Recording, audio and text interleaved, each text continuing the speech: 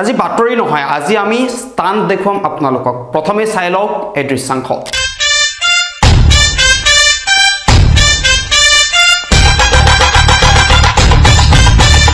এটা ব্যস্ততাপূৰ্ণ ৰাজপথ, এখন বাইক আৰু এজন যুৱক।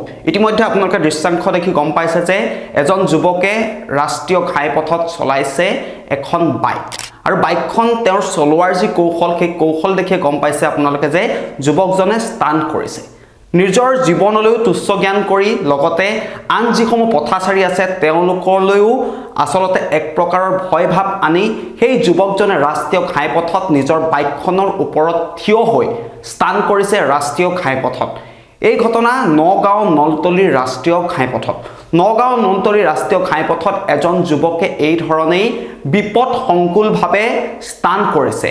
কেইটামান ভিউজৰ বিনিময়ত নিজৰ জীৱনক তুচ্ছ জ্ঞান কৰিছে এইজন যুৱকে। আমি দৃশ্যাংশ আপোনালোকক দেখাই আছো, ভালদৰে লক্ষ্য কৰক যুৱকজনে কি ধৰণে নিজৰ জীৱনলৈ তুচ্ছ জ্ঞান কৰিছে, কি ধৰণে যুৱকজনে বাইকত উঠি ষ্টাণ্ট কৰিছে। আৰু এটা ব্যস্ততাপূৰ্ণ ৰাষ্ট্ৰীয় ঘাইপথ, সেই পথটো নগাঁও নলতলী ৰাষ্ট্ৰীয় ঘাইপথ, আৰু সেই ঘাইপথটোত নিতৌ বহুতো লোকৰ সমাগম হয়, বহুতো লোকে যাতায়াত কৰে। গতিকে সেই পথটোত দুৰ্ঘটনা হোৱাৰ পূৰ্ণ সম্ভাৱনা থাকে। গতিকে তেনেকুৱা ধৰণৰ এটা পথত নিজৰ জীৱনলৈও শংকা নকৰি, নিজৰ জীৱনলৈও তুচ্ছ জ্ঞান কৰি কি সাহসত এই যুৱকজনে এনেকৈ বাইকত ষ্টাণ্ট কৰিছে। দৃশ্যাংশ দেখি অনুমান কৰিব পাৰিছে আপোনালোকে যে যুৱকজনে যি ধৰণে ষ্টাণ্ট কৰিছে, নিজৰ বাহনখনলৈ যি ধৰণে ষ্টাণ্ট কৰিছে, সেই যুৱকজনৰ বিপদ নিশ্চিত। কাৰণ এটা ৰাষ্ট্ৰীয় ঘাইপথত এনেকুৱা ধৰণে বাহন চলোৱাটো বা এনেকুৱা ধৰণৰ ষ্টাণ্ট কৰাটো কোনো ধৰণে গ্ৰহণযোগ্য নহয়। ইতিমধ্যে এই যুৱকজনৰ বিৰুদ্ধে যিসমূহ পথাচাৰী আছে তেওঁলোকে প্ৰতিক্ৰিয়া ব্যক্ত কৰিছে আৰু যুৱকজনৰ বিৰুদ্ধে বিহিত ব্যৱস্থা গ্ৰহণ কৰিবলৈ আৰক্ষীক দাবী জনাইছে। কাৰণ নিতৌ সেই পথটোৰে চলাচল হৈ থাকে, বিদ্যালয়ৰ ছাত্ৰ ছাত্ৰীসকল আহে, ভিন্নজন আহে, বাইক আৰোহী আহে, গাড়ী চালকসকল আহে। গতিকে তেনেকুৱা এটা পথত এনেকুৱা ধৰণে কেইটামান ভিউজৰ বিনিময়ত, কেইটামান ভিউজৰ আশাত এনেকুৱা ধৰণে ষ্টাণ্ট কৰাটো কোনো পধ্যে গ্ৰহণযোগ্য নহয় বুলি ক'ব লাগিব। কাৰণ বলিউড বা সাউথ ইণ্ডিয়ানৰ চিনেমাৰ ষ্টাইলত এনেকৈ অসমৰ এটা ব্যস্ততাপূৰ্ণ ৰাজপথত এজন যুৱকৰ যিয়ে তাণ্ডৱ, যুৱক বুলি ক'লে আচলতে ভুল হ'ব, এজন উদণ্ড যুৱকৰ যিয়ে তাণ্ডৱ, সেই তাণ্ডৱৰ বাবে এতিয়া প্ৰতিক্ৰিয়া প্ৰকাশ কৰিছে পথাচাৰীসকলে। তেওঁলোক চিন্তিত হৈ পৰিছে, কাৰণ যুৱকজনে নিজৰ জীৱনৰ বাবে বিপদ মাতি আনিছে, লগতে আন যিসমূহ পথাচাৰী আছে তেওঁলোকৰ বাবেও বিপদ কঢ়িয়াই আনিছে। যুৱকজনে যি ধৰণে ষ্টাণ্ট কৰিছে, সেই ষ্টাণ্ট দেখাৰ পাছত আপুনিও ক'ব যে এনে কৰাটো উচিত নহয়। কাৰণ এখন মুকলি পথাৰত ষ্টাণ্ট কৰা আৰু এটা ব্যস্ততাপূৰ্ণ পথত ষ্টাণ্ট কৰাৰ মাজত আকাশ পাতাল পাৰ্থক্য আছে। যিকোনো মুহূৰ্তত দুৰ্ঘটনা হোৱাৰ সম্ভাৱনা থাকে।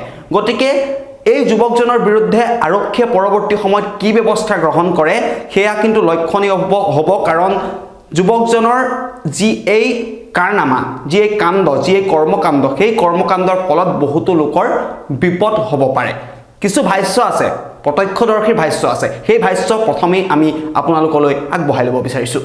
হয়, মই নগাঁৱৰ পৰা আহোঁতে দেখা পাইছোঁ আপোনাৰ এজন ল'ৰাই বাইকৰ ওপৰত খাৰা হৈ কিন্তু যোনটো ড্ৰাইভ কৰি আছে, কিন্তু ইমান ব্যস্ততাময় ৰাস্তাৰ মাজতো আপোনাৰ লাওখাৰ পৰা যোনটো নলতলী যোৱা ৰাজ্যিক ঘাইপথেৰে যেনেকৈ আপোনাৰ এই বাইকত আপোনাৰ খাৰা হৈ চব আপোনাৰ হাত চাত এৰি দি পেলাই ইমান চাৰি চকাৰ ইমান ভিৰ থকাৰ সত্ত্বেও তেওঁ যেনেকৈ ড্ৰাইভিং কৰিছে, ইয়া অতি দুৰ্ভাগ্যজনক, অতি পৰিতাপৰ বিষয় যে ৰূপহী প্ৰশাসনে ইয়াৰ ওপৰত কিয় ব্যৱস্থা নোলোৱা নাই এতিয়ালৈকে। কিন্তু ৰূপহী প্ৰশাসনক মই এইটোৱে অনুৰোধ জনাইছোঁ যে ৰূপহী প্ৰশাসনে ইয়াৰ ওপৰত অতি সোনকালে ইয়াৰ ব্যৱস্থা ল'ব লাগে, অন্যথা ইয়াৰ অতি ভয়ংকৰ পৰিণতি বুলি আমি অনুভৱ কৰিব পাৰোঁ।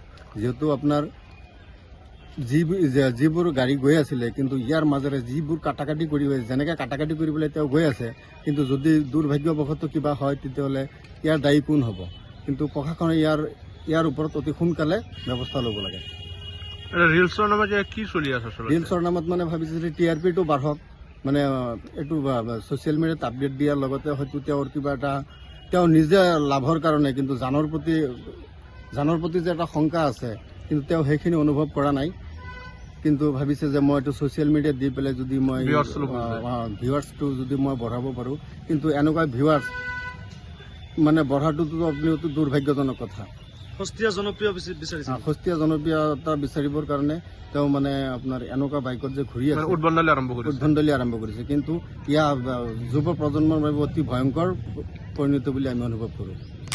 হয়, নিশ্চিতভাৱে ব্যক্তিজনে পথাচাৰীজনে কোৱা ধৰণেই যুৱকজনে যি ধৰণে স্থান কৰিছে সেই স্থান কৰাৰ ফলত বহুতো লোকৰ বিপদ হ'ব পাৰে। যুৱকজনৰ বিপদ হোৱাটো হ'বই, লগতে আন যিসকল লোক আছে তেওঁলোকৰো বিপদ হ'ব পাৰে। গতিকে সেই যুৱকজনৰ বিৰুদ্ধে বিহিত ব্যৱস্থা গ্ৰহণ কৰিবৰ বাবে প্ৰশাসনলৈ অনুৰোধ জনাইছে পথাচাৰীসকলে অনুৰোধ জনাইছে, কাৰণ যুৱকজনৰ যি এই ষ্টাইল, যি এই কাণ্ড, উদ্ভণ্ডালি, এনেকুৱা ধৰণৰ উদ্ভণ্ডালিৰ ফলত নিজৰ বিপদটো বাদেই আন 10জনৰো বিপদ হ'ব পাৰে। গতিকে এই যুৱকজনৰ বিৰুদ্ধে পৰৱৰ্তী সময়ত আৰক্ষী কিংবা প্ৰশাসনে কি ব্যৱস্থা গ্ৰহণ কৰিব, সেয়াহে হ'ব পৰৱৰ্তী সময়ত লক্ষণীয় বিষয়।